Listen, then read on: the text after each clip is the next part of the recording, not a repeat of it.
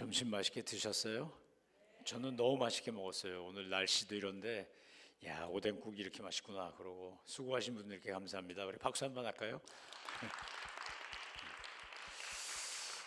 제가 1995년도에 처음 캐나다에 갔어요. 캐나다를 처음 가서 북미 생활이라는 걸 이제 그때 처음 해보게 된 거죠. 그 전까지는 뭐 여행은 갔지만 가서 내가 이민자로 살려고 간 건 아니었으니까 95년도에 처음 가서 이제 사는데 제 눈에 확 들어온 게 있었어요. 두 가지가 다르구나라고 느낀 거예요. 한국하고 하나는 집 짓는 현장을 가봤는데 너무 이상한 거예요. 집 짓는 방식이. 그러니까 제가 한국에만 살았으니까 한국식으로 익숙하잖아요. 한국식으로는 후딱 짓거든요, 집을. 정말 빨리 져요. 뭐든지 빨리빨리 하잖아요, 우리가. 그러니까 동남아에 가면 그 음식점 가면요, 한국 사람 관광객이 가서 탁 앉으면 주방에다 대고 하는 말이요, 빨리빨리 이 얘기부터 해요. 메뉴부터 불러야 되는데 빨리빨리부터 불러. 빨리빨리 하죠, 우리가. 빨리빨리 하는데 여긴 되게 천천히 하는 거예요. 뭘 천천히 하나 봤더니 기초 공사를 해놓고는 마냥 놔두더라고요. 제가 토론토를 갔으니까 거기가 춥잖아요. 추운 동네니까 벽을 지하 콘크리트를 쳐놓고요 가만 놔두는 거예요. 아니 집 안 짓나? 집 안 짓나 그러는데 그냥 내비둬요. 한 6개월 이상 내비두더라고요. 이게 땅이 녹았다 얼었다 이러면서 기초가 확고하지 않으면 그 멀쩡한 시멘트 콘크리트 친 벽을 부시더라고요. 그걸 다시 하더라고요. 그걸 저걸 왜 저렇게 하지? 봤더니 그 기초가 튼튼하지 않으면 집을 못 짓는다는 거예요. 근데 한국은 철근 넣어가지고 이렇게 쭉쭉쭉 세우거든요. 쭉쭉쭉쭉 세워요. 그러니까 뭐 기초 공사를 그렇게 오랫동안 내버려 두지 않아요. 그러고 난 다음에 이제 기초 공사가 이제 합격이 되면 그 다음에 집을 짓는데 무슨 놈의 판잣집을 그렇게 후딱 짓나 싶을 정도로 강목을 예? 그러니까 스터드를 가지고 말이죠. 이게 경목구조잖아요. 이걸 한국말로 경목구조라 그래요. 두꺼운 나무 세우는 걸 중목구조라 그러고 경목구조로 해가지고 쫙 하더니 뜩 하나 벽 세우고 거기다가 드라이월 붙이고 뭐 안에 인슐레이션하고 뭐 비닐 같은 거 치고 그다음에 벽돌 쭉 쌓으니까 집이 되는 거예요. 그러니까 제가 한국하고 너무 다르다고 느낀 게 그 두 가지였어요. 하나는 기초 공사에 공을 많이 들이는구나. 두 번째는 이게 나무로 짓는 집이라서 후딱 짓네. 근데 뭐 따뜻하고 소음이나 뭐 이런 것도 없고 대신 화장실에서 물 내리면 이건 온 집안의 소리가 다 들리는 건 뭐 나무로 만든 경목구조 스터드로 지은 집이니까 어쩔 수가 없는 거죠. 근데 그렇게 집 짓는 걸 보고 나서 깨달은 게 있어요. 아, 미국 집은 캐나다 집은 어느 하나가 빠지면 안 되는구나 이게. 스터드가 일정한 간격으로 이제 강목을 대요. 2x4를 댑니다. 그러다 이제 저런 문이 있는 데는 어떡하죠? 거기는 겹쳐서 대고 위에다가 또 2x6나 8을 갖다 또 붙이고 뭐 이래가지고 힘받게 하는 거죠 그게. 근데 사실은 다 스터드잖아요. 이렇게 스터드 하나씩. 스터드 하나씩이 뭐 16인치인지 몇 인치 간격으로 쭉 있는 거예요. 그게 하나라도 빠지면 어떻게 되나요? 그러면 처음에는 괜찮겠지만 나중엔 집에 문제가 생기겠죠. 한국은 처음부터 벽돌로 지으니까 이게 땅의 안정화 그 뭐라 그래요? 기간을 안 줘가지고 나중에 금이 이렇게 쫙 가는 것들이 많았었어요. 그럼 이제 물도 새고 곰팡이도 피고 뭐 그런단 말이에요. 근데 여기는 기초 공사하는데 공을 잔뜩 들이고 그리고는 스터드로 집을 금세 짓는 거죠. 요즘은 프리팹 하우스라 그래가지고 공장 사이에 다 지어다가 이렇게 척척 그냥 조립해요, 조립. 한국은 이제 한국 뭐든지 빨리 하니까 그것도 얼른 배워가지고 가가지고 거기는 아예 박스를 만들어서 갖다 얹어요, 이렇게 착착 얹습니다. 그러면 뭐 30층, 50층짜리 아파트를요 한 6개월 산데서 다 줘요. 야, 신기하네 이거. 정말 신기해. 그런데 그러면서 본 그 모듈 하우스도 마찬가지지만 어느 거 하나가 빠지면 위험한 거죠. 교회에서 재직이란 뭘까? 목사, 장로, 권사, 집사, 뭐 다 전도사 타이틀은 있죠. 타이틀은 있는데 그 역할이 그래서 직분마다 좀 다르지만 저와 여러분이 재직으로서 교회를 섬긴다고 할 때 가지고 있어야 될 가장 기본적인 개념은 내가 하나의 스터드다라는 거예요. 내가 하나의 강목이다. 나는 별로 중요하지 않아 라고 생각하는 게 잘못된 거예요. 사탄이 그렇게 심으려고 그래요. 저는 산업화 세대와 민주화 세대에 낀 세대예요. 그러니까 한국식으로 말하면 저는 베이비 부머 제너레이션이에요. 미국 베이비 부머 제너레이션은 2차 세계대전 이후에 태어난 1945년 이후에 태어난 사람들을 베이비 부머 제너레이션이라고 부르고, 한국은 1955년부터 63년까지 1955년에 태어나서 1963년 또는 64년까지 태어난 사람들을 제1차 베이비 부머 제너레이션이라 그래요. 이 사람들이 다 이제 은퇴를 했어요. 한국은요. 미국도 베이비 부머 제너레이션들이 다 은퇴를 했어요. 대부분 은퇴를 했죠. 여기 앉아 계신 분들이 그런 분들일 거예요. 1945년에서 한 55년 그 사이에 태어나신 분들. 그런데 미국 사회의 오늘날의 근간을 만든 건 누굴까? 2차 세계대전 이후에. 사실은 2차 세계대전이 끝나고 나서 미국은 초호황기를 맞았죠. 왜냐하면 유럽은 다 쑥대밭이 됐는데 미국만 아무 피해를 보지 않았기 때문에 1, 2차 세계대전이 끝났을 때 가장 혜택 본 나라가 미국이에요. 그러니까 미국은요, 그래서 초강대국이 될 수 있었어요. 유일한 그러니까 패권 국가가 될 수 있었어요. 레이건 대통령 때까지만 해도 미국과 소련이 서로 경쟁했는데 레이건 시대가 끝나면서 소련이 붕괴되고 그러면서 이제 완전히 유일무이한 G1이 됐죠. 근데 사실 그렇게 되게 하기 위한 세대가 있었다는 거예요. 세대가 어느 시대나 그 세대가 가진 역사적 사명이 있어요. 저는 태어나면서 학교 다닐 때요, 마르고 닳도록 외운 헌장이 하나 있어요. 여러분도 외우셨죠? 우리는 민족 조궁의 역사적 사명을 띠고 태어났다. 야, 네, 정말 그거 초등학교 때부터 계속 외웠어, 계속. 그러니까 나는 왜 태어났다고요? 우리 엄마 아빠가 사랑해서 태어난 거 아니고 우리 민족을 중흥시키려고 태어났어, 내가. 그러니까 뭐 저기 그 옛날에 독일 광부 간호사부터 월남 중동 가라면 가는 거지. 한국식 군대식으로 말하면 까라면 까는 거지. 뭐 안 돼요, 못 해요 이런 거 없어요. 그냥 야근도 하고 뭐 파견하면 거기 가고 출장 보내면 가고 뭐 그러면서 산업화 세대가 기초를 딱 깎기 때문에 오늘날 한국이 저만큼 된 거 아닙니까? 그 다음에 이제 민주화 시대라는 세대라는 게 나와가지고 민주화 세대들이 민주화도 이뤄냈어요.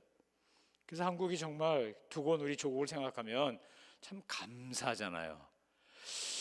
애국가 가사를 너무 잘 지었구나 하는 생각이 들죠. 하나님이 보호하사 우리나라 만세. 뭐 얼마나 위기가 많았어요. 얼마나 많은 위기가 있었어요. 그런데도 하나님이 도와주시니까 그게 넘어갔는데 하나님의 은혜만 있었냐? 아니요. 그때 수고하고 헌신한 수많은 분들이 있었죠. 그분들이 여러분이죠. 이민사회로 말하면 여러분이 그런 분들이세요. 여러분 혹시 영화 국제시장 보셨어요? 보시면서 우셨어요?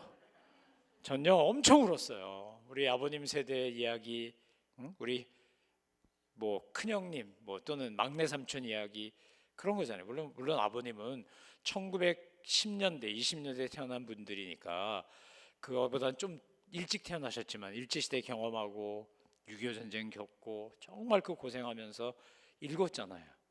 어제도 이제 식사하면서 제가 우리 1세 이민자인 집사님하고 얘기하는데 이게 공감이 많이 되는 거예요. 이제 1세니까. 저희 딸내미도 이러죠. 저희 집사람이랑 냅킨을 이렇게 찢었어요. 우린 근검절약하는 게 몸에 배가지고 이렇게 주는 거 다 못 쓰겠어요. 아까워서. 그러면 그걸 찢었습니다. 찢어가지고 또 4분의 1쪽으로 찢어서 써요. 그러면 저희 딸내미가 구질구질하게 이걸 왜 이렇게 찢었어? 그냥 쓰라고. 그래서 제가 속으로 그러죠. 이놈들이 귀한 줄 모르고 그렇게 아꼈기 때문에 이만큼 된 거야 이놈아. 그리고 속으로 이제 그런 얘기를 하는 건데 세대마다 달라요. 세대마다 역할이 다르고 개념이 다르고 사고방식이 다르고.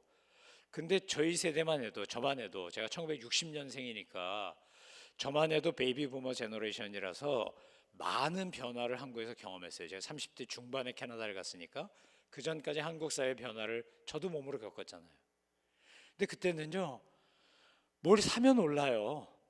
땅 사도 올라, 아파트 사도 올라, 뭐 뭐든지 올라. 그리고 저희가 대학 졸업하고는요, 직장은 골라갔어요. 어디 갈까? 현대 갈까? 삼성 갈까?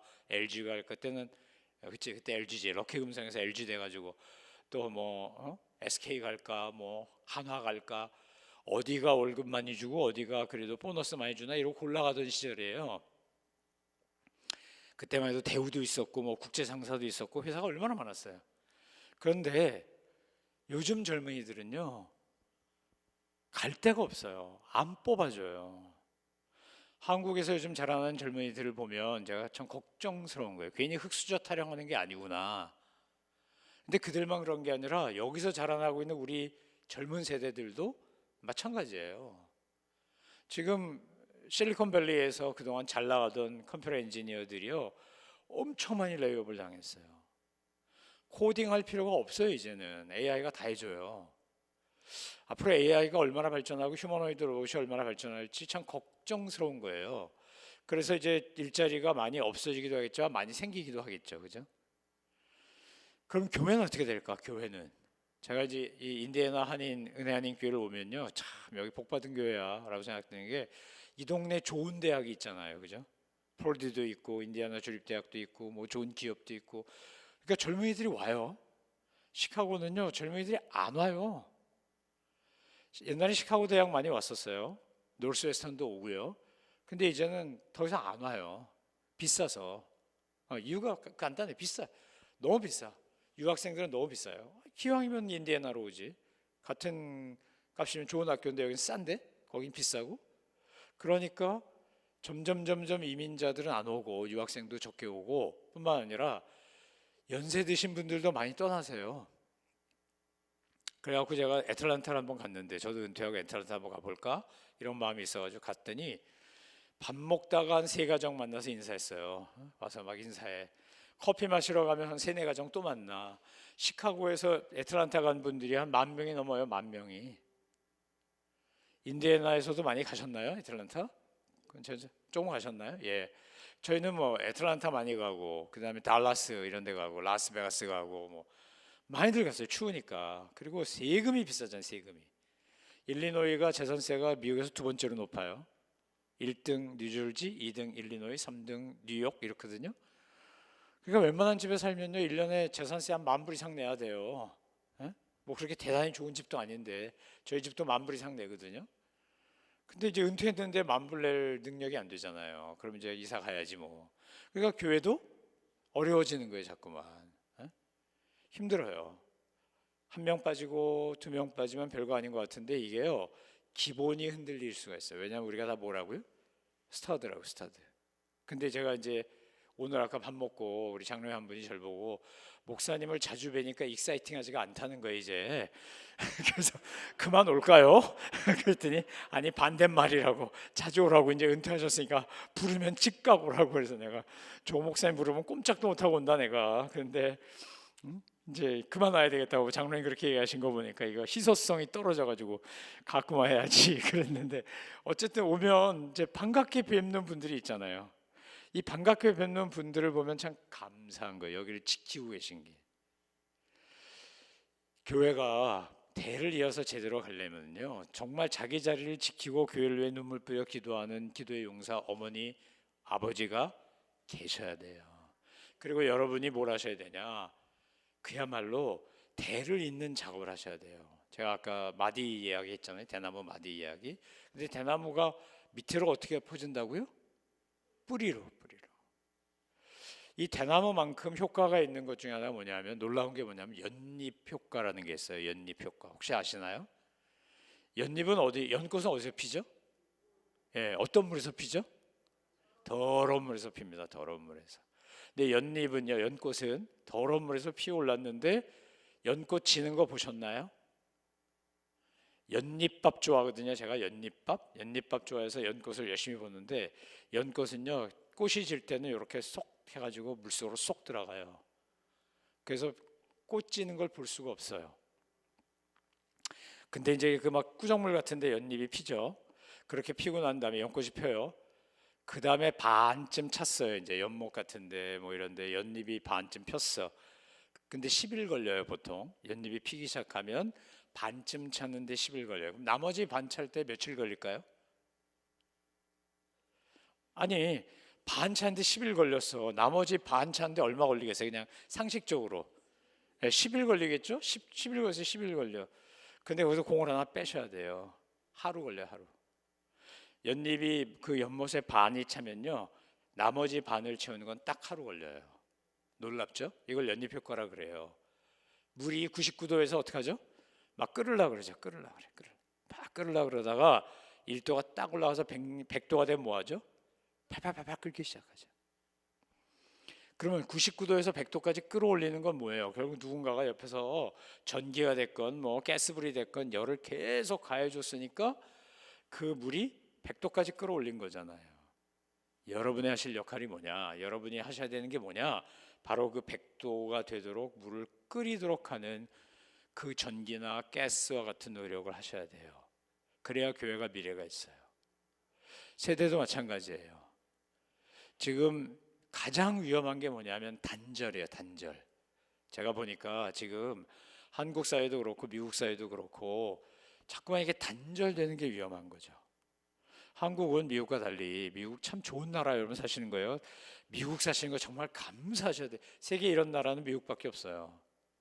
전 캐나다도 살아봤고 미국도 살아봤고 한국도 살아봐서 비교가 잘 되는데, 캐나다가 천연자원도 훨씬 많고요, 가스도 많이 나오고 원유도 많아요. 거기 그 모래 속에 섞여 있는 기름이 굉장히 많아요. 그래서 알버타 같은데 계속 그거 정제하면 엄청나게 휘발유, 뭐 경유 이런 거 나오는데, 캐나다는 세금이 높아가지고 미국보다 기름값이 비싸요.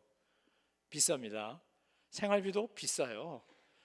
세상에 산유국담으로 제일 싼 데가 미국이에요. 미국만큼 기름값 싼 데가 없고, 사실 식료품 값이니 뭐니 이런 것도 다 미국이 제일 싸요. 선진국 중에서. 그래서 한국에 분당 사는 분들이 하는 말이 천당 밑에 분당 그러는데, 여기 사신 분들 이렇게 얘기하셔야 돼요. 천국 다음에 미국.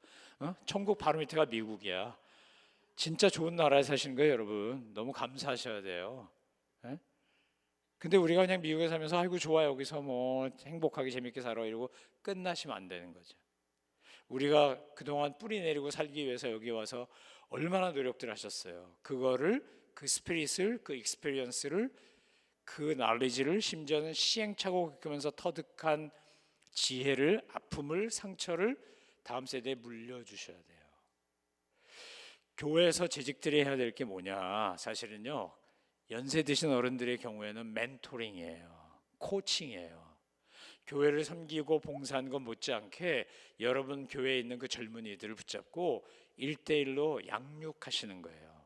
다방면에서. 첫 번째 신앙적인 거 양육하시고요, 어떻게 어려움 속에서 내가 기도하고 하나님의 은혜로 이걸 극복했는지를 나누셔야 돼요. 사람들에게 가장 유익한 건 뭐냐면요, 나의 실패와 너의 성공이에요.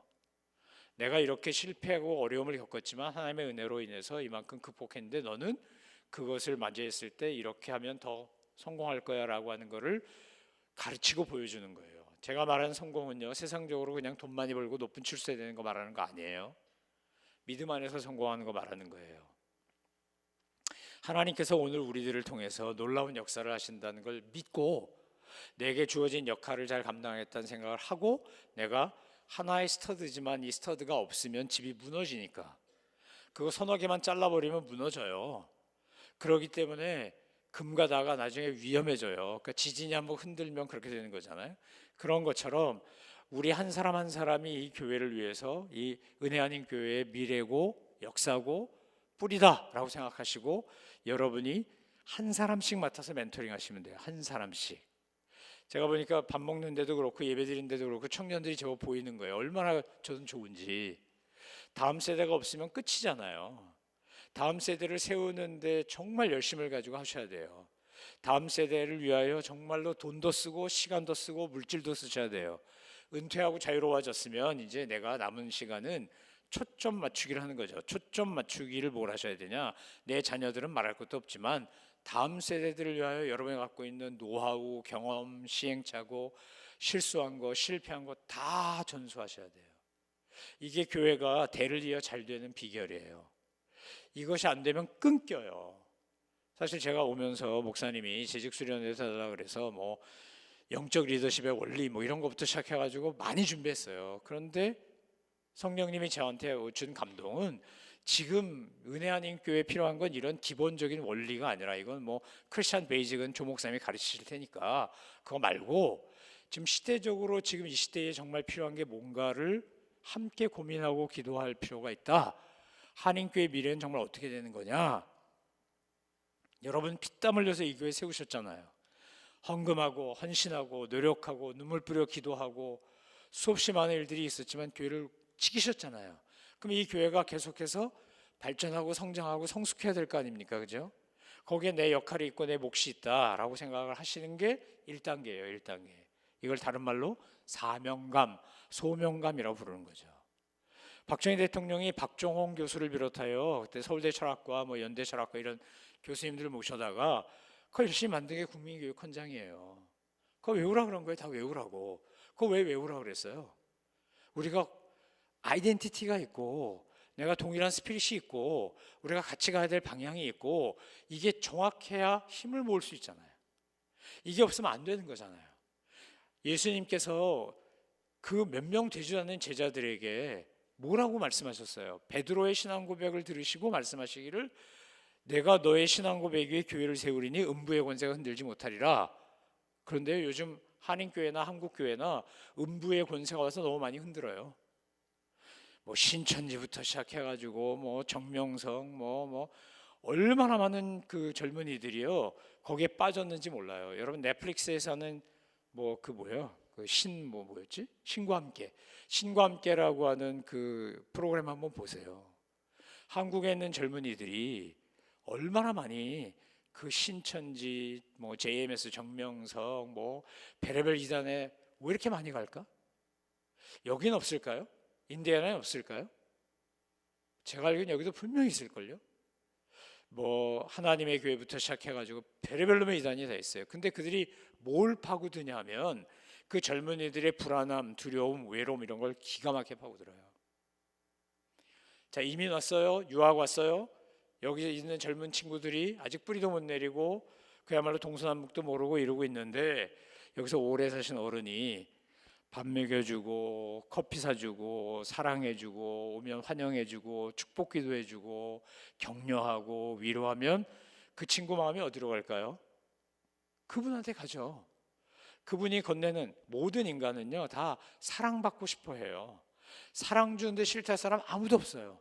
선물 주는데 싫다 사람 아무도 없고요. 오죽하면 공짜면 뭐도 마신다 그랬어요? 양잿물도 마신다고. 그게 인간 심리예요. 그게.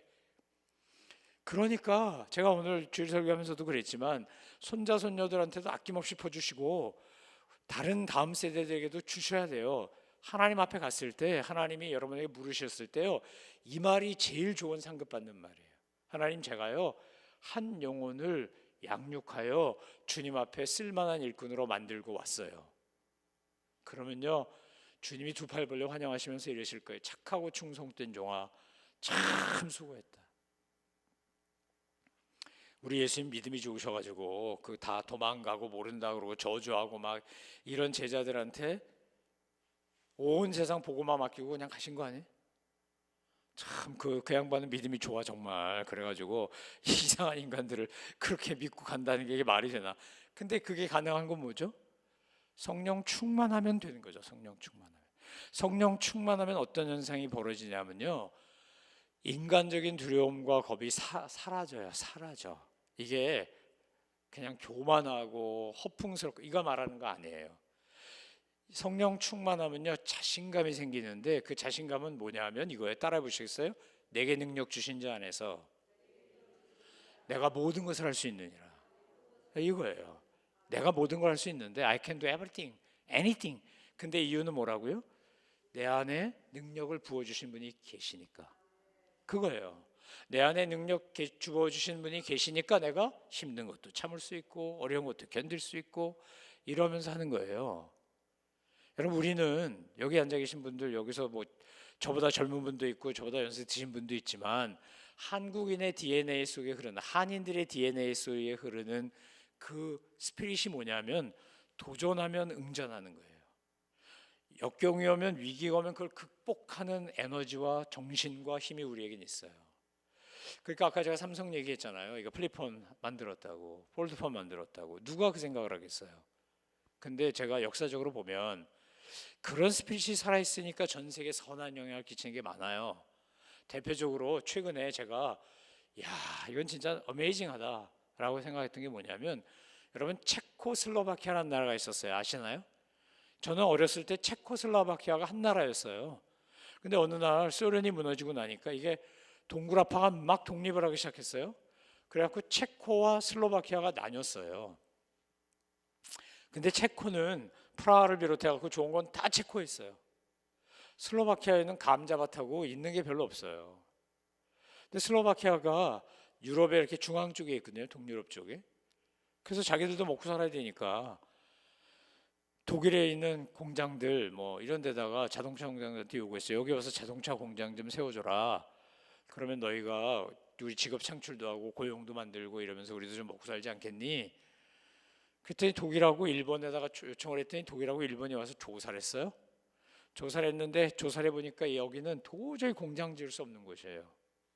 공장 지으면 손해나요. 근데 거기에 일본도 못한다 독일도 못한다 그랬는데 한국 기업 하나가 들어와서 우리가 공장 지어줄게. 그 회사 이름이 기아예요. 기아가 공장 지은 곳 이름이 진리나예요. 질렸나? 진리나? 뭔지 모르겠어요. 진리나예요. 진리나에다가 이제 공장을 짓는데 기아 자동차나 현대 자동차 사람들이 바보가 아니니까 거기다가 공장 지으면 손해 본다는 거 모르겠어요? 알죠? 근데 왜 해줬죠? 엄청난 돈을 들여서 그걸 왜 해줬어요? 물론 슬로바키아 총리가 와서요 땅 무상으로 임대해 주겠습니다. 10년. 그 진리나 공장까지 이제 고속도로도 놔주겠습니다. 뭐 여러 가지 조건을 줬어요. 그래도 뭐 일본하고 독일 사람들이 와서 조사해가지고 안 된다 그랬는데 그 사람들이 바보가 아니잖아요. 얼마나 정밀하게 계산했겠어요. 근데 안 된다 그러는데 기아 자동차는 된다 그러고 와서 공장 지었고요. 2025년, 2020년 현재 슬로바키아는 유럽에서 가장 많은 자동차를 생산하는 자동차 공업국이 됐어요. 누구 때문에? 기아 때문에. 그럼 기아는 왜 그런 거예요? 뭔 생각으로 그런 거예요, 거기다? 여기 기아 자동차 관계된 분 있나요? 아, 있으세요. 예. 그 제가 기아 존경해요. 그래서 현대그룹 존경해. 그런 면에서 왜 그랬을까요? 우리한테 무슨 경험이 있죠? 우리한테요 아픈 경험이 있어요. 제가 토론토에서 목회할 때 독일 광부 간호사 갔다 오신 성도님들이 계셨어요. 독일 광부 갔다 오신 성도님이 저한테 밤에 자기 집에 신방을 오래요. 밤에 오래요. 밤에. 아니 은퇴도 하셨고 시간도 많은데 왜 오밤중에 오라 그러지? 그것도 한 10시쯤 오라는 거예요. 밤에. 근데 문을 척 열어주면서 이분이 뭐라 그러냐면 목사님 오늘 별 볼 일 있어요 이러시는 거예요. 우리가 흔히 뭐 별로 이렇게 중요하지 않고 뭐 무시하고 때 뭐라 그래? 아유 별 볼 일 없어. 그렇게 얘기하잖아요. 그죠? 저 별 볼 일 없는 인간이야. 뭐 이렇게 얘기해요. 근데 저한테 문을 척 열어주시면서 목사님 오늘 별 볼 일이 있어서 너무 좋아요. 이렇게 열어주세요. 이게 뭔가 의미가 있네. 그래서 제가 이제 예배 드리고 늦은 밥을 먹으면서 야식을 먹으면서 여쭤봤어요. 집사님, 집 현금 열어줄 때 별 볼 일 있는 날이네요라고 하는 게 무슨 뜻인가요? 그랬더니 그분이 이런 얘기를 하는 거예요. 서도 광부로 가가지고 밑에 내려가서 일하다가 갱도가 무너져서 여러 사람 죽었다는 거예요. 그래서 아침에 갱도로 내려갈 때 광부들끼리 하는 말이요. 별 볼 일 있읍시다 이렇게 얘기한대요. 살아 올라와야 별을 볼 거 아니에요. 살아 올라와야. 그러니까 자기들은 그 서독 광부 왔다 오신 분들은 만나면 오늘 별 볼 일 있는 날이야. 그 말이 너무 좋은 말이래. 제가 그 얘기를 듣는데 눈물이 콱 나는 거예요. 얼마나 힘들었을까? 독일에 간호사 가신 분들이 그 시체 닦았잖아요. 시체. 독일 간호사 갔다 오신 분도 권사님도 계셨거든요. 목사님 제가요 저보다 덩치가 한 서너 배 되는 사람 이렇게 장기 요양 환자 막 밀어가지고 등 닦아주고 이러는데 막 눈물 나고 힘들고 근데 그렇게 해서 돈 벌어가지고 시작한 게 우리나라에 보낸 외화 벌이 아니었습니까? 제가 지금도 그 다큐멘터리 볼 때마다 눈물 나는데 박정희 대통령하고 유경수 여사가 처음에 돈도 없어가지고 루프트한자 자리 빌려가지고 전용기도 없어서. 그리고 소독 가가지고 그 간호사 광부들하고 울면서 막 얘기하고 소독 총리한테 대통령한테 호소해가지고 돈 꼬다가 외환 가져다가 그렇게 시작했잖아요. 우리한텐 그게 있잖아요. 그렇죠? 우리한텐 그런 아픈 역사 속에서 정말 황무지에서 뭔가를 일궈낸 그런 불굴의 역사가 있잖아요. 도전의 역사가 있잖아요. 슬로바키아에서 도와달라고 그랬을 때 기아 자동차가 내린 결정은 뭐냐면 우리도 누군가의 도움을 받아 저렇게 시작한 거다. 일본에 가서 뭐 매국노니 별소리 다 먹어가면서 돈 청구권 해가지고 돈 받아다가 그렇게 해서 산업작업 만들고, 박태준 회장이랑 박정희 대통령이랑 포항제철 만들 때 거기 뭐 돌덩어리하고 모래밖에 서 있었어요.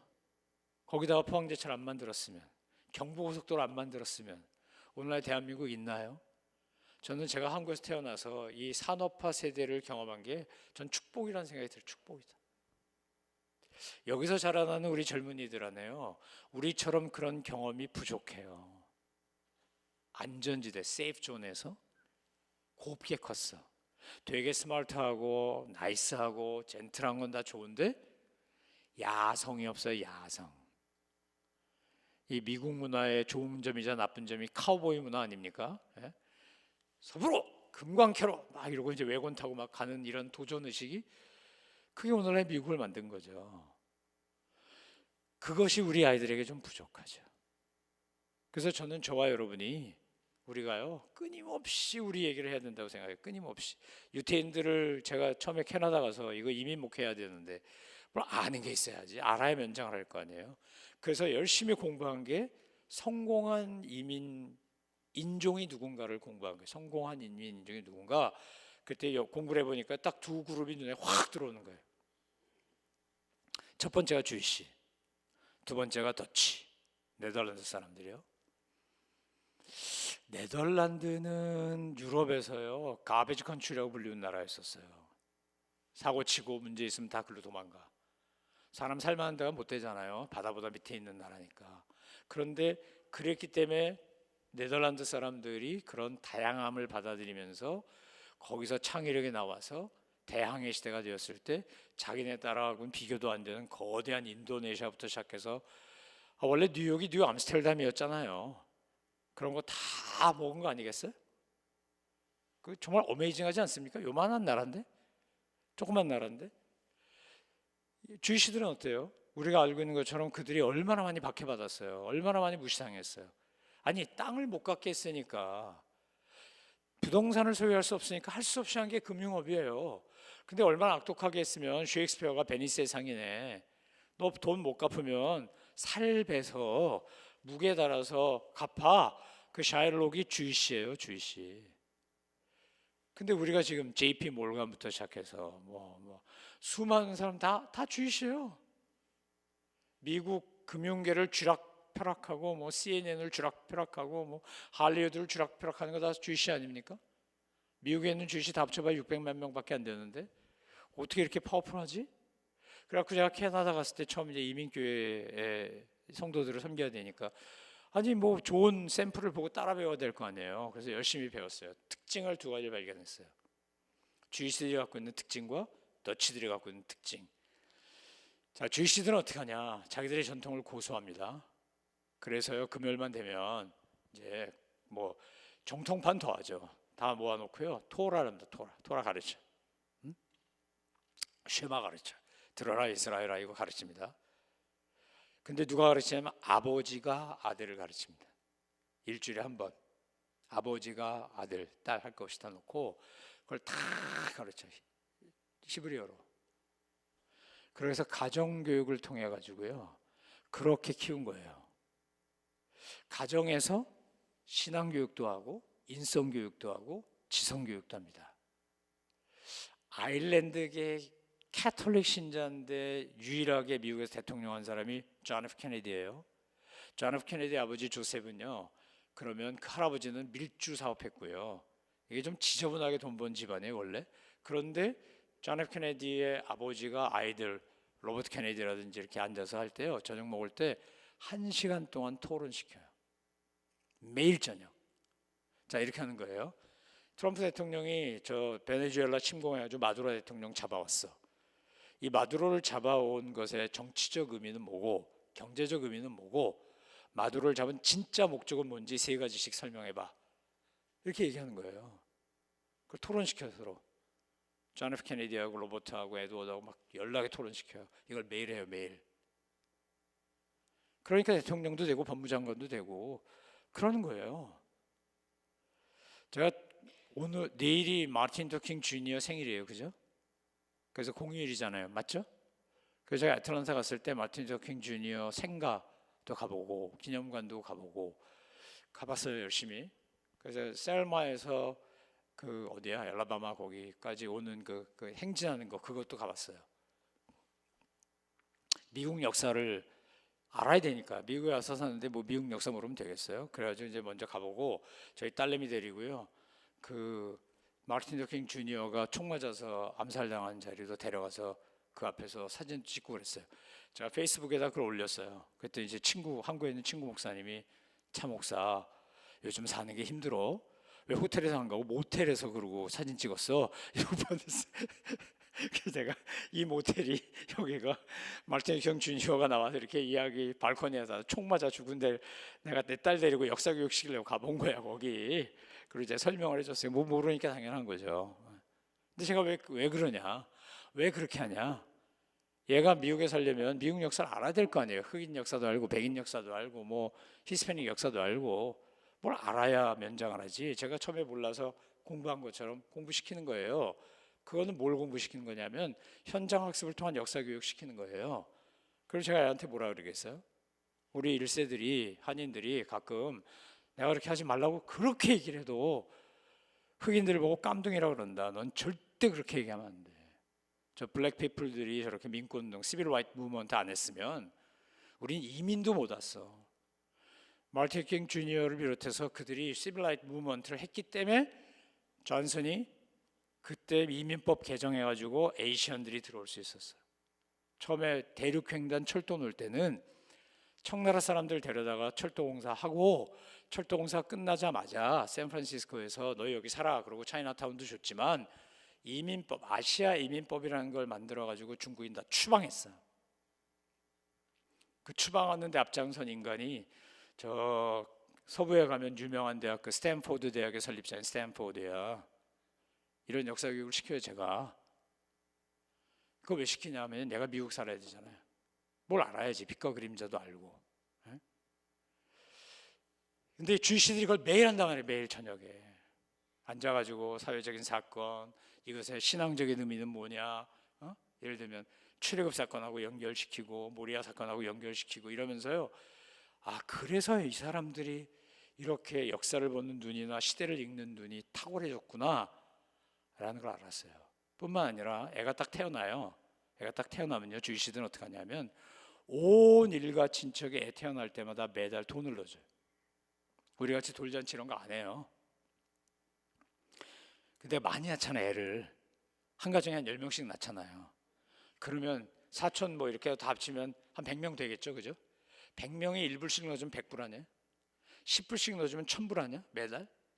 이거를 걔네들 성인식 한 13살인가 14살까지 계속 넣어줘요. 이걸 유나이티드 주이시 펀드에서 관리를 해요.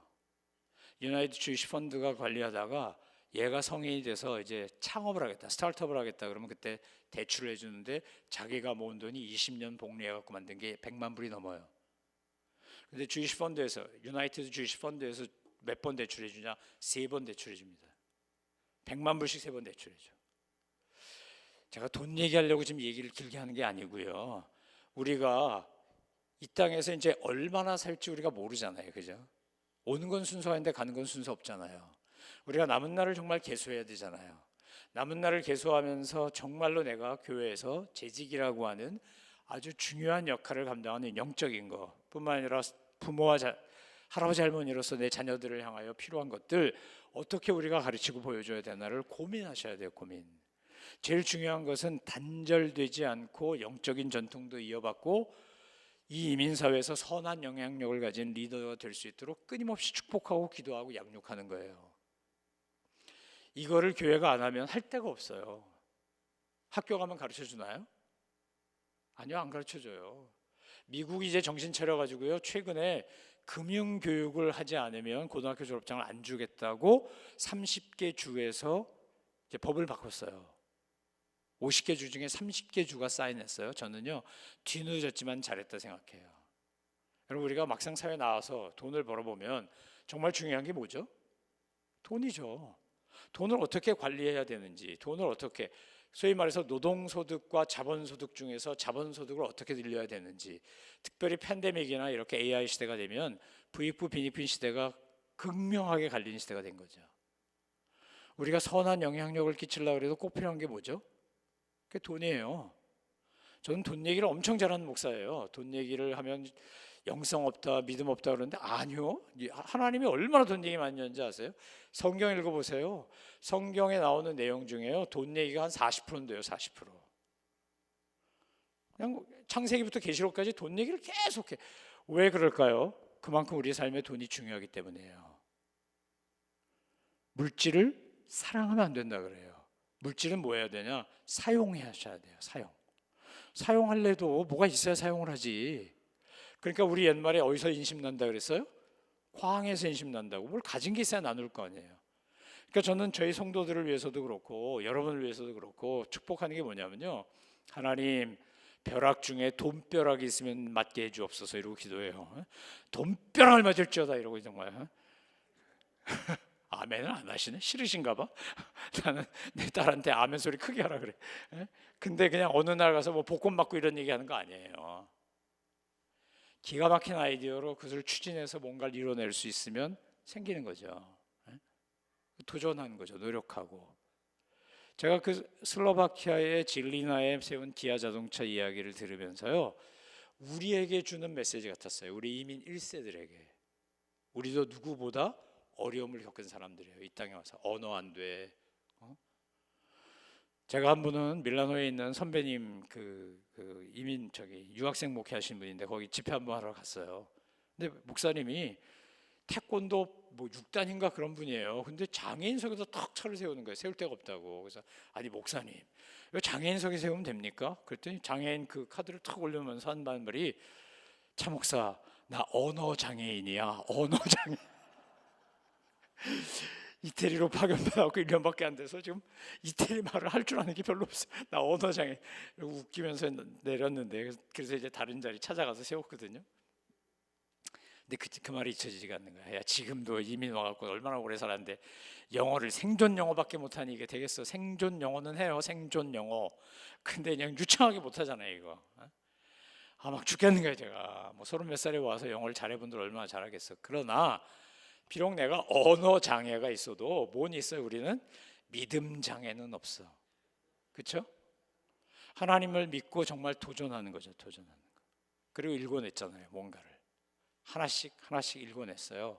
제가 이민 1세들을 보면 존경스럽다 그랬죠. 야, 어떻게 이렇게 말설고 낯설고 물선 곳에 와서 이렇게 뿌리를 내리고 살아남고 자녀도 키우고 터도 닦고 교회도 세우고 공동체를 읽으며 살아갈까. 진짜 이분들 대단하신 분들이에요. 훌륭해, 멋있어, 기립박수 쳐드리고 싶어. 그런 마음이 1세들을 만나면 늘 들어요. 저도 이민 1세로 살아보니까 결코 녹록하지 않더라고요. 저는 목사로 사니까, 한인교회 목사로 사니까 한국인들을 주로 만나잖아요. 코리안 아메리칸을 주로 만나잖아요. 저는 한국말로 소통하면 되잖아요. 그죠? 제가 물건 팔려고 장사하려고 뭐 안 되는 영어 버벅대고 할 거 별로 없어요.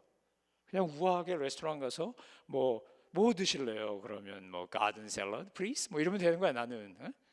근데 먹고 살기 위해서 직장 다니거나 일터에서 일하면서 얼마나 힘드셨을까?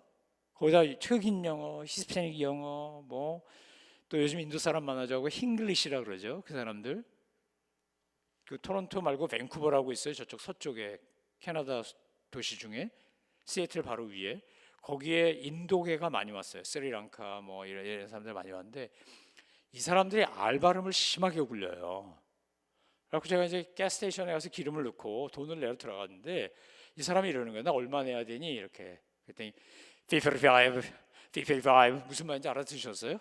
제가 못 알아들었어요. 3번 파드나다가 너무 미안해서 써달라 그랬어요. 그랬더니 55 이랬는데 55불 내라는 거예요. 55 이렇게. 제가 처음에 애틀랜타 갈 때요.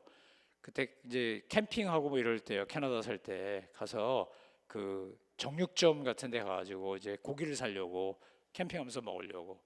그래서 줄 서서 물어봤는데 여기서 5마일을 가면 정육점이 있다는 게 고기 파는 데가 있다는 얘기를 하는데 백인인데 흑인 영어를 해가지고 뭐라 하냐면 저한테 파마 이랬다고. 파마. 제 귀에는 파마로 들려. 그게 5 miles예요. 그 제가 못 알아들어서 써달라 그랬어요. 그때도 써달라고. 그랬더니 나를 슉 보더니 5 miles를 쓰더라고. 근데 못 알아듣겠네. 이 흑인 영어를 백인이 하니까 더더구나. 아, 이거 얼마나 어려워요. 말 한 통에 살아남기 위해서 먹고 살기 위해서 해야 되는데 그 여러분이 다 뚫고 여기까지 오셨잖아요. 얼마나 훌륭해요. 자, 그러니까 옆에 있는 분한테 우리 한번 칭찬하겠어요. 정말 훌륭하십니다. 한번 하세요. 자, 시작.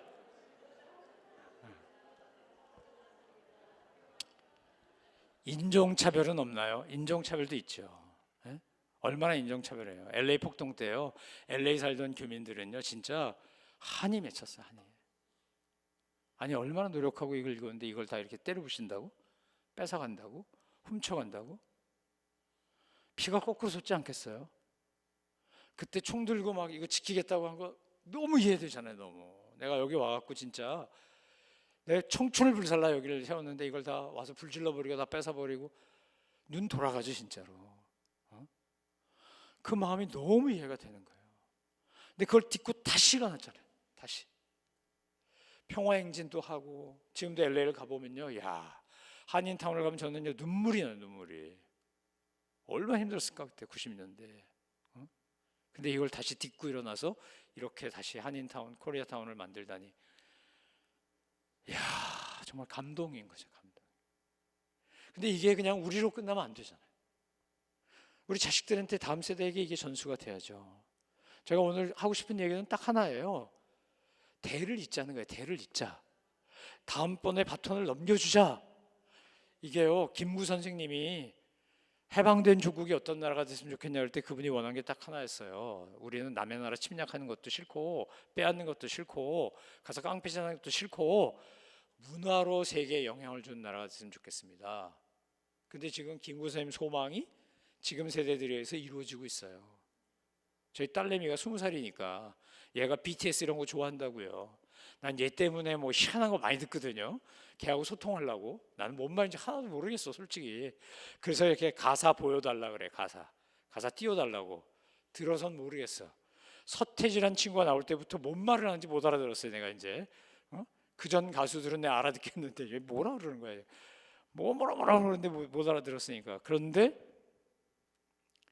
그 친구들의 한국 이름을 백인들이 불러요. 시카고에 와가지고 공연하는데요, 5만 명 모였어요. 5만 명. 5만 명이 모여가지고 바깥에서부터요, RM이 김남준인데 김남준을 불러. 야, 전 학교 다닐 때요, 그 다리 떠는 아저씨 있었잖아요. 왜 이렇게 두두두둔 두두두두둔 생각나세요? 엘비스 프레슬리라고? 예? 그 사람 노래 듣고 비틀즈 노래 듣고 그랬어요. 예? 그런데 요즘 애들은 BTS 노래 들어요. 뭐 난리도 아니야. 이게 시상식 같은 데 와서 공연하고 그러면 막 난리도 아니에요. 야, 뭐 이게 말이 되는 소리인가? 그런데 현재가 그렇게 변했어요. 그 앞에 선배들이 텄다고 된 거겠죠. 우연히 된 건 없을 거 아니에요. 그럼 교회는요? 한인교회는요? 한국교회 얘기는 뭐 한국 얘기니까 한인교회는 어떤가요 지금? 한인교회는 지금 피라밋인가요? 아니면 역피라밋인가요? 지금 젊은 세대, 어린 세대가 더 많은가요? 아니면 이제는 천국 갈라 가까운 분들이 더 많은가요? 우리가요, 건강한 교회는 항아리 교회여야 돼요. 항아리 교회. 3, 40대가 중심이 제일 많고 4, 50대가 많고 위아래로 이제 그렇게 돼야 되는데 대부분의 한인교회가 역삼각형으로 바뀌고 있어요. 이거 넘어지면 끝이에요. 위기감이요. 정말 저는 요즘 얼마나 많이 위기감을 느끼는지 몰라요.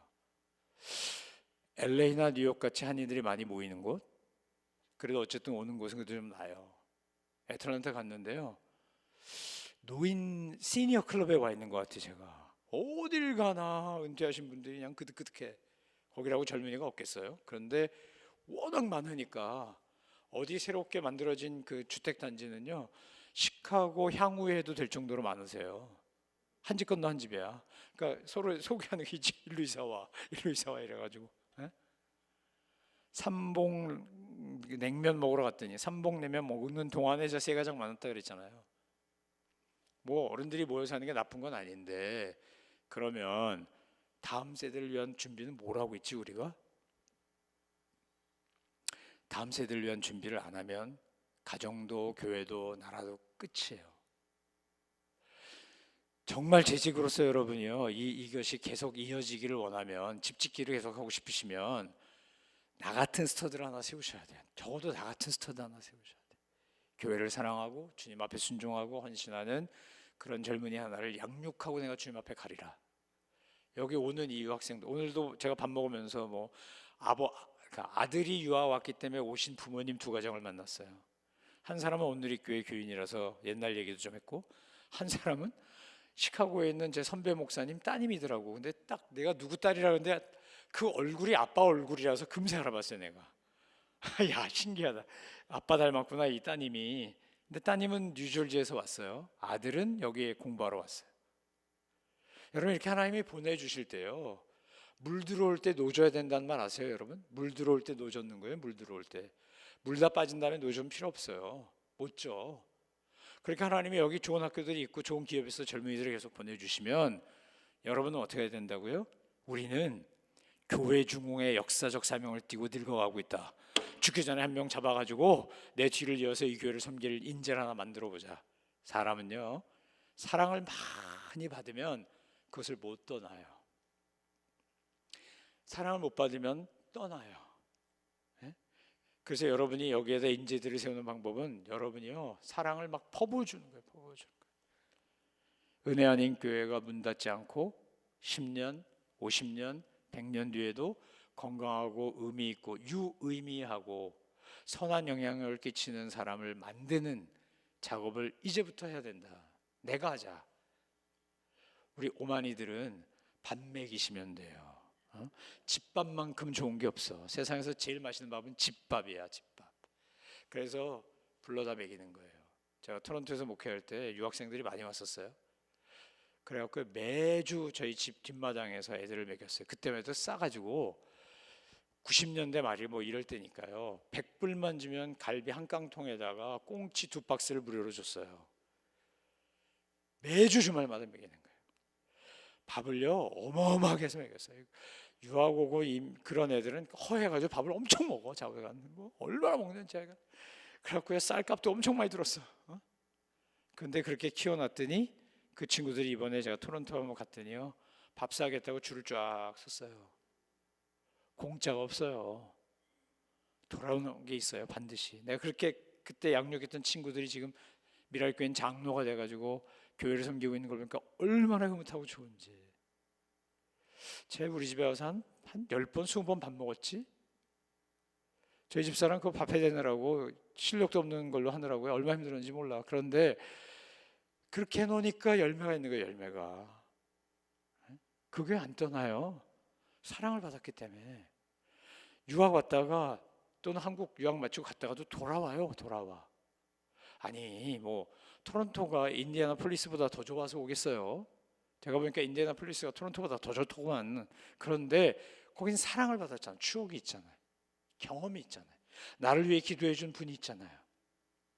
나를 정말 자식처럼 생각하고 아껴주던 그 어른이 있잖아요. 여러분 정말로 제가 오늘 재직 수련하면서 준비한 거하고 다른 얘기하는 이유가 뭐냐면, 지금 이미 이 끝이 보이기 시작한다는 거예요. 끝이 보이기 시작했다고. 기회 있을 때, 할 수 있을 때 하셔야 돼요.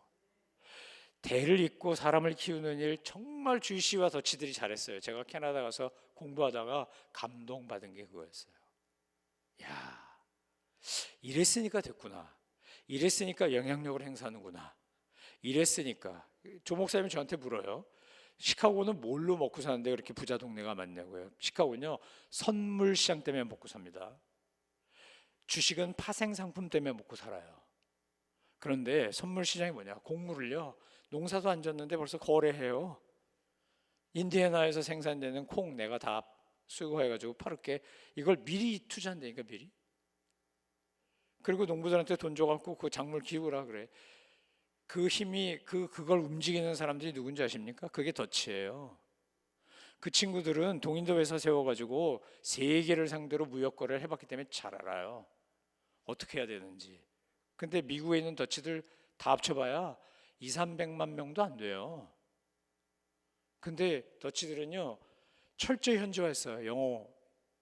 유태인들이 히브리어 가르치는데 그건 네덜란드 안 가르쳐. 그냥 영어만 해라 그래. 그래도 애를요, TV를 보면요, 각종 나라 어린이 프로그램을 다 보여줍니다. 그러니까 더치들은 기본적으로 5개 국어를 해요. 그리고는 그걸 바탕으로 장사하는 거예요. 그런데 그들이 뭘 하냐? 대신에 신앙은 하나, 교회는 하나, 학교도 하나. 그래서 미시간에 있는 켈빈 신학교, 켈빈 대학을 가면은요, 어마어마하게 돈을 대줘요. 거의 공짜로 다니다시피 하게 해줘요. 그게 무슨 아이비리그도 아니잖아요. 준 아이비리그도 아니에요. 그런데 졸업식 때 가보면요, 거기 일럼니들이 와가지고 막 이 학교에 대한 그 애정과 이런 걸 막 쏟아부어 가면서 장학금 어마어마하게 주는 거예요. 사람 키우는 거예요. 어디 살든 상관없어. 그 학교 보내요. 그래서 동문을 만들어놔요. 미국에서 중고등학교 동창회 있나요? 없잖아요. 근데 미국에서 뭐가 있죠? 대학 동창회가 있죠. 뭘 보면 알죠? 이 2월에 열심히 하는, 1월, 2월에 하는 NCAA 보면 알죠? 대학 농구, 대학 풋볼. 요즘 인디애나가 풋볼 해가지고 잘하고 있다면서요?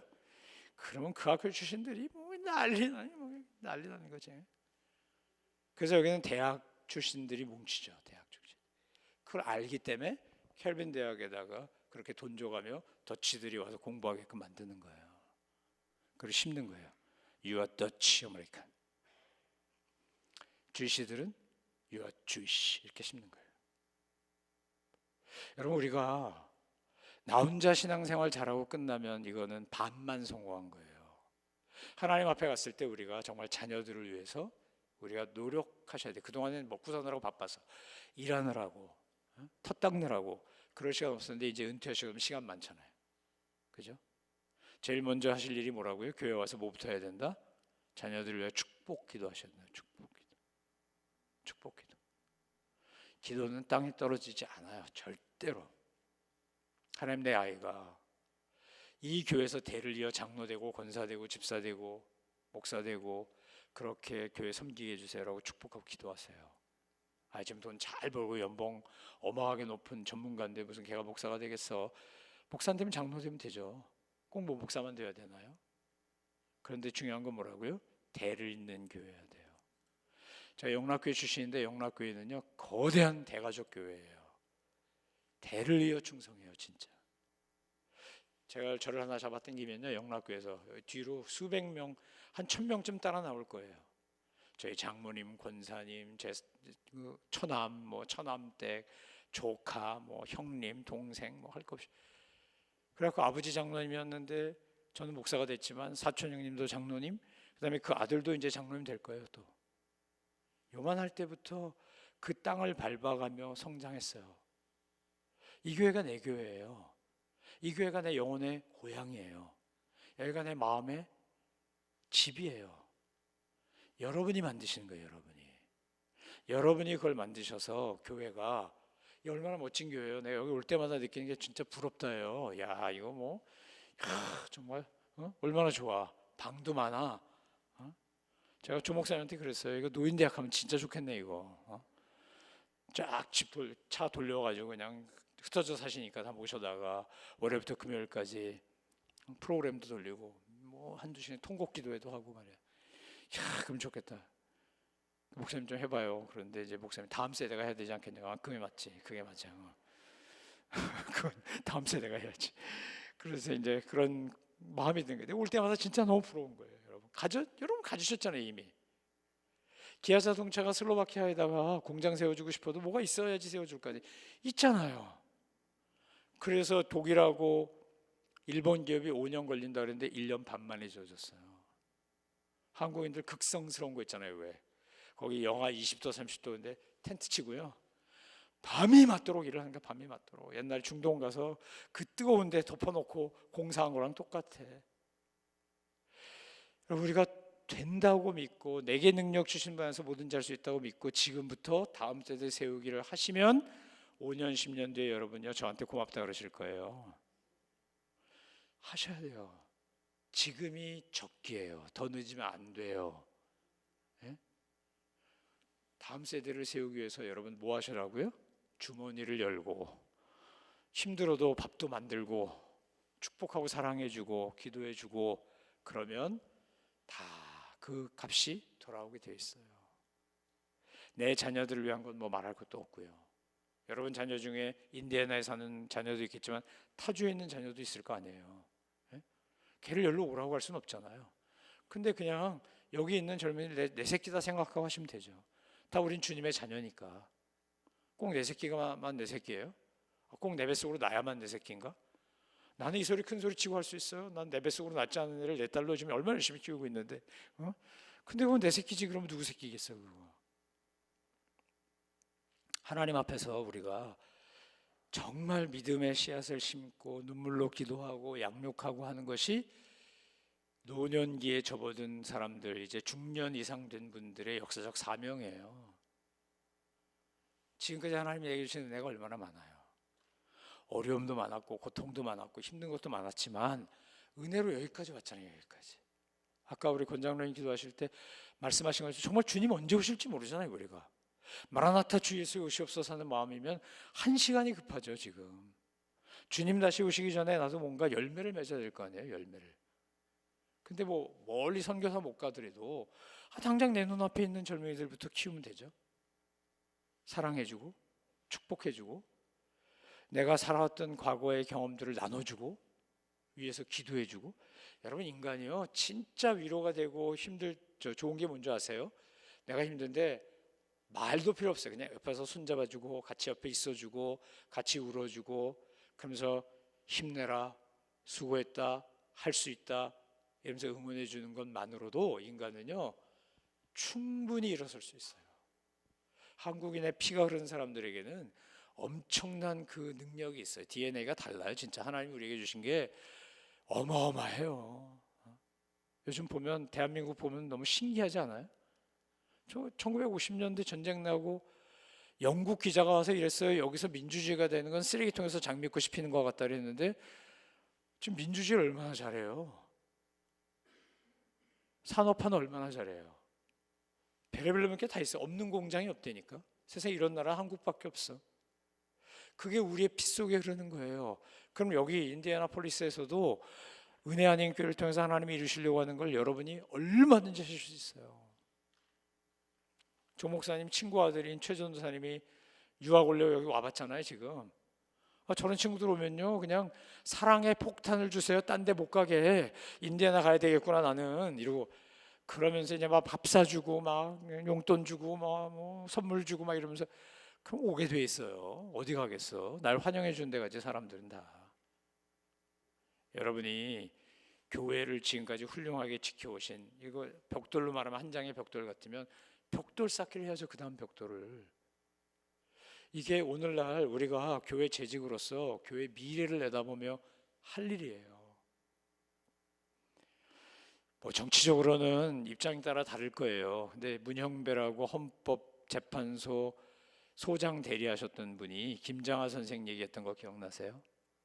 자기는 가난한 학생이었는데 김장하 선생을 만나는 바람에 자기는 법을 공부할 수 있었고 법관이 될 수 있었다는 거예요. 그분은요 한의사도 아니고 한약사예요. 김장하 선생. 근데 돈 벌어가지고요 자기는 차도 없어. 걸어 다녀요. 그런데 수많은 사람 장학금 줬어요. 그 중에는 기업인도 나오고 교수도 나오고 법관도 나오고 비즈니스맨도 나오고 뭐 공무원도 나오고 얼마나 많은 사람들이 그분 덕에 새 인생을 얻었는지 몰라요. 제가 인디애나 여러 번 왔는데 인디애나폴리스 여러 번 왔는데 어저께 처음으로 목사님이 절 데리고 그 일라일릴리 생가 그 이제 미술관인지 뭐 있잖아요 거기 그걸 갔더니 잠겨가지고 속임도 들어가고 그냥 한 바퀴 돌고 왔어요. 그런 데를 가면 전혀 도전이 확 되는 거예요. 이제 하나님, 우리는 능력이 안 돼서 저렇게 못하지만 우리 자식들은 좀 저렇게 하게 해주세요. 네? 아멘 좀 해봐요. 아멘. 내 자식이 부자가 돼가지고 기도 많이 하면 좋지 뭘 기분 나빠? 하기 싫어? 나는 그러라고 맨날 기도한다니까 우리 딸내미 위해서. 하나님 돈 벼락을 날마다 그냥 일마다 때마다 주시옵소서 막 이러고. 하나님께서 이 미국에 사는 특징이 뭡니까? 장점이 뭐예요? 여러분 갖고 있는 어마어마한 어드밴티지가 뭐예요? 스티브 잡스는요 입양아였어요. 입양아. 근데 그 생모가 입양 보낼 때 양부모한테 조건 하나 걸었죠. 얘를 반드시 대학 보낼 것. 이게 조건이었어요. 그래서 그 양부모가요 얘를 대학을 보냈어요. 근데 아버지가 택시 운전생가 뭐 이래가지고 스티브 잡스가 보니까 1년인가 학교를 다녔더니 아버지 재산이 다 날아가게 생겼어. 그래서 중퇴한 거 아니에요? 그리고는 뭐 그냥 청강 도둑강의 들으면서 이래가지고 그냥 뚝딱뚝딱 해갖고 그러다가 맥킨토시 만든 거죠. 애플 만든 거야. 이게 미국이니까 가능한 거죠. 일론 머스크 남아공에서 왕따 당하던 학생이었어요. 애들한테 무시당하고 깔보고 학폭 경험자고. 근데 엄마가 캐나다 가니까 캐나다 왔다가 미국 동부에 와서 유펜에서 공부하다가 그러다가 스탠포드인가 어디 갔는데 보니까 그때 구글 창업한 친구들이 뭘 만들고 있는 거예요. 나 이거 대학원 할 때가 아니네. 그걸 때려치고 시작한 거 아니에요? 그래갖고서는 그 피터 트리인가 팔란티아 하는 친구랑 같이 뭐 하나 만들어가지고 이베이에 팔아먹어가지고 페이팔인가 만들어서 팔아먹어서 거기서 돈 생겨서 테슬라 사고 스타링크하고 뭐 이러다가 지금은 세계에서 제일 큰 부자 됐어요. 제프 베이조스는요 원래 책 팔아먹던 사람이에요. 인터넷으로 책을 판다고 아마존의 시작이 책 장사였어요. 근데 지금은 가장 큰 온라인 상거래 회사 된 거 아닙니까? Why not? 내 아이는 왜 못하는데? 내 애는 왜 안 될 건데? 꿈을 꿔야 뭐가 이루어지죠? 꿈을 꿔야. 그러면 내 아이가 꿈을 안 꾸면 누가 꾸면 돼요? 내가 꾸면 되지. 그리고 애한테 꿈을 심으면 되지. 축복하면 되죠. 입만 열면 뭐 하시면 돼요? 너는 잘 될 거야. 너는 위대한 영향을 끼친 선한 부자가 될 거야. 너는 성공한 인물이 될 거야. 하나님이 너를 통해 영광 받으실 거야. 물론 부유하고 뭐 사회적으로 지위가 높아야만 하나님 영광 받는 건 아니에요. 여러분 그거 오해하시면 안 돼요. 근데 기왕이면 그러면 좋잖아요. 기왕이면 선한이라면 좋잖아요. 내가 할 수 있는 재정적 능력이 있으면 좋잖아요. 제가 번영신학 얘기하는 거 아니에요. 무조건 그래야만 된다고 얘기하는 거 절대 아니에요. 하지만 할 수 있으면 하면 좋잖아요. 나쁜 거 아니잖아요. 그러니까 우리는 축복해야죠. 그렇게 내가 어떤 사람이든지 간에 하나님의 영광 위해서 이웃의 유익을 위해서 너를 통해 하나님의 은혜가 흘러가기를 내가 축복하노라. 야곱이 죽으면서 요셉한테 뭐라고 축복해 줬습니까? 너는 담장 너머로 뻗은 가지가 될 거야. 요셉은 팔려간 거 아니에요? 형들의 미움받아서 팔려갔어요. 죽도록 고생하고 겨우 가정 총무 됐는데 보디발 아내의 유혹을 뿌리친 바람에 그는 감옥까지 갔어요. 내 인생 끝났네. 내 인생 이제 끝이네. 나 망쳤네. 이럴 수 있는 거 아니에요? 근데 안 그래요. 왜 그래요? 이삭한테 들었어요. 모리아 산에서 하나님이 아브라함이 진짜 이삭 죽이려고 막 이럴 때 천사가 와서 탁 잡았잖아요. 우물 파면 물 올라와요. 뺏으면 또 가. 또 파면 또 올라와. 이거 하나님이 하셨지 뭐 이삭이 무슨 뭐 우물 파는 전문가예요? 아니잖아요. 하나님이 도와주신 얘기. 야곱이 아들한테 야 내가 아빠가 야복강가에서 환도뼈가 막 어긋나면서 이래가지고 하나님이 이렇게 도우셨어. 베델에서 이랬어. 그거요 결정적인 순간에 다 살아나는 거예요. 전 창세기 읽다가 가장 감동적인 건 요셉이 형들이 애걸복걸 하는데 그 앞에 우는 거예요. 우는 거. 내가 하나님입니까? 나는 복수하지 않습니다. 그건 하나님 몫이고 나는 형들을 위하여 이 우리 가족들 더 나아가 그 당시 이집트를 비롯해서 굶어 죽을 것 같은 사람들을 살리라고 하나님이 나를 발에 착고에 채워서 보냈습니다. 내가 보호할 거예요. 걱정하지 마세요 형님들. 왜 내 마음 못 알아줘? 왜 내 마음 못 알아줘? 이러고 울잖아요. 전 그 대목을 읽을 때마다 진짜 막 온몸에 소름이 돋도록 감동이 와. 근데 요셉의 형들은 왜 못 믿었을까요? 따라해 보실래요? 인간은 다치 같은 줄 알아. 따라해 보세요. 인간은 다치 같은 줄 알아. 자기 같은 줄 안다고. 자기 같은 줄. 내가 루벤이나 뭐 레위나 있으면 저 가만두지 확 그냥 여봐라 장장의 이놈을 잡아다가 막 곤장을 치고 막 목을 치고 그러지 않았겠어? 자기 같으면 그랬겠지. 근데 요셉은 안 그래요. 예수님은 안 그래요. 우린 예수 믿는 사람이잖아요. 그러니까 예수님 하듯이 우리가 해야지 예수쟁이죠. 제가 제일 좋아하는 말이 크리스찬도 아니고 예수쟁이에요. 예수쟁이. 예수에 미친 사람들, 예수님을 따라가는 사람들. 여러분, 이게 손에 쥔 걸 놔야 더 큰 게 와요. 이거 쥐고 있으면요 뭐다. 옛날에 카네기가 그랬대잖아요. 유명한 이야기. 그 맨날 엄마 따라서 시장 갔더니 기특하다고 그 과일집 아저씨가 야 요즘 체리철인데 너 한 움큼 가져가라. 근데 카네기가 안 가져갔대죠. 그 아저씨가 보다 못해서 아 이 녀석 가져가려는데 뭘 안 가져가. 그러고 아저씨가 푹 떠가지고 그득 담아줬어요. 카네기 엄마가 오면서 애한테 물어봤대잖아. 얘 너는 왜 민망하게 아저씨가 그렇게 가져가라는데 왜 안 가져갔니? 카네기가 뭐라 그랬다고? 그 아저씨 손이 더 크거든. 그 아저씨 손이 더 커요. 그 정도 지혜는 있어야지. 그 정도는 머리가 좋아야지. 우리 손보다 누구 손이 커요? 하나님 손이 커요. 여러분 베푸셔야 돼요. 베푸셔야 돼. 사람을 키우는 데는 제일 중요한 게 뭐라고요? 나누고 베푸는 거예요. 나누고. 사랑을 퍼주시면 사랑 먹은 사람은요 반드시 건강하게 성장하게 돼 있어요. 반드시 보답하게 돼 있어요. 저는 은혜 아닌 교회가 조 목사님이 떠나면 전 아마 이 교회 잘 안 오겠죠. 지금은 저 사랑하는 동생이 오래니까 만사를 제껴놓고 오지만 새로운 담임 목사님 오시면 누군지도 모르는데 어떻게 오겠어요. 그런데 안 와도 멀리 있어도 야 은혜 아닌 교회가 건강하게 너무너무 잘 성장해서 하나님 기뻐하시는 일을 엄청 많이 한다더라. 아멘 좀 해봐. 아멘. 여러분 교회가 그렇게 되라는 거니까. 자, 아멘. 그런 소리 듣기를 간절히 소망합니다. 근데 그게 누구 때문에 시작돼야 된다고요? 자, 따라해 보세요. 나로부터. 자, 다시요. 가슴 오른손으로 자기 왼손을 가슴을 치면서 나로부터. 나로부터. 네, 여러분 그렇게 하시기를 소망하고 축원해요. 그래야 우리 주님 앞에 갔을 때 너 뭐 하다 왔니? 열심히 밥 먹고요. 애들 키우고요. 일하다 왔어요. 그럼 주님이 그러지 않겠어요? 그건 짐승도 한다. 짐승도 지 새끼 낳고 먹이 물어다 먹이고. 여러분 새들이 먹이 물어다 먹이는 거 보셨어요? 저희 집 뒷마당에요 그 단풍나무가 하나 있는데 맨날 그 로빈이 와요. 로빈 해마다. 야, 그 집 짓는 거 보면 정말 신통방통해. 어디서 물어오는지. 그래갖고 집을 탁 지어놓고 가서 먹이 물어다가 막 새끼들이 짹짹짹짹한데 그거 열심히 뭐 때 되면 다 날아가고. 그럼 제가 또 이렇게 나무로 쳐가지고 그 새집 부서뜨리면 또 와서 저 해마다. 내가 이미 넣어가지고 집을 3채를 지었어. 4채를 지었어. 그건 짐승도 안 되니까 짐승도.